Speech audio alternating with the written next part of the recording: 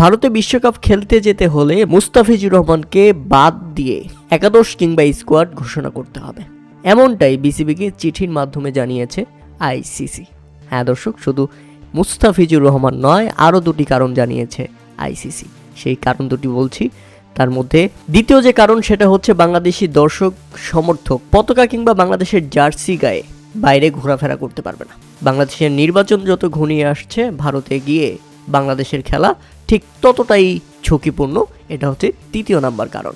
এখন কথা হচ্ছে, আরে ভাই, আমরা তো ভারতে খেলতেই যাব না, ভারতে যে নিরাপত্তা ঝুঁকি আছে এটা তো আমরা জানিয়েছি, আমাদের জন্য বিকল্প ভেন্যু কী হবে সেটা তোমাদের ব্যবস্থা করতে হবে। তবে আইসিসির নিরাপত্তা টিমের এই 3 সুপারিশ ইতিমধ্যে আইসিসির কাছে পৌঁছে গেছে এবং সেটা বাংলাদেশকে মেল করে জানানো পর্যন্ত হয়েছে, যেটা অফিসিয়ালি নিশ্চিত করেছেন ক্রীড়া উপদেষ্টা আসিফ নজরুল। তিনি আজকে প্রেস কনফারেন্সে বলেছেন, ভারতে 3 ধরনের নিরাপত্তা ঝুঁকি খুঁজে পেয়েছে আইসিসি। তার মধ্যে সবচেয়ে প্রধান কারণ হচ্ছে, বাংলাদেশ যদি ভারতে খেলতে যায় সেক্ষেত্রে মুস্তাফিজুর রহমানকে বাদ দিয়ে বাংলাদেশ ভারতে প্রবেশ করতে হবে। বিশ্বকাপ খেলতে যাবে বাংলাদেশ আর মুস্তাফিজুর রহমানকে নিয়ে যাবে না, এটা কোনো কথা? আর আমরা তো ভারতে যাবই না। তাতে আইসিসি নিরাপত্তা টিমের এই পর্যবেক্ষণ এখনই স্পষ্ট যে, এবং প্রমাণ করে ভারতে গিয়ে বাংলাদেশের খেলার কোনো পরিবেশ নেই। উপদেষ্টা আসিফ নজরুল বলেন, আমরা আমাদের শ্রেষ্ঠ বোলার মুস্তাফিজুর রহমানকে বাদ দিয়ে দল করব, সমর্থকরা জার্সি পরতে পারবে না, ক্রিকেটারদের জন্য নির্বাচন পিছিয়ে দেব, এর চেয়ে উদ্ভূত ও অবাস্তব অযৌক্তিক কিছু আর হতে পারে না।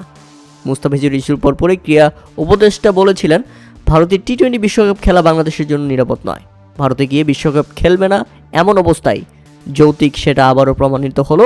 এছাড়া আসিফ নজরুল আরও জানিয়েছেন, মিডিয়ায় দেখেছি পাকিস্তানের আগ্রহের বিষয়টি, পাকিস্তান বাংলাদেশের ম্যাচগুলো আয়োজন করতে চায়, এটা সত্য কি মিথ্যা সেটা জানি না, ভারতের পরিবর্তে অন্য যে কোনো দেশে আমাদের খেলতে কোনো আপত্তি নেই।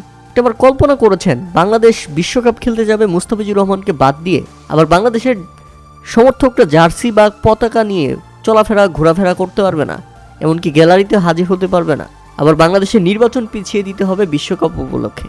শালা কতটা দুঃখজনক ব্যাপার।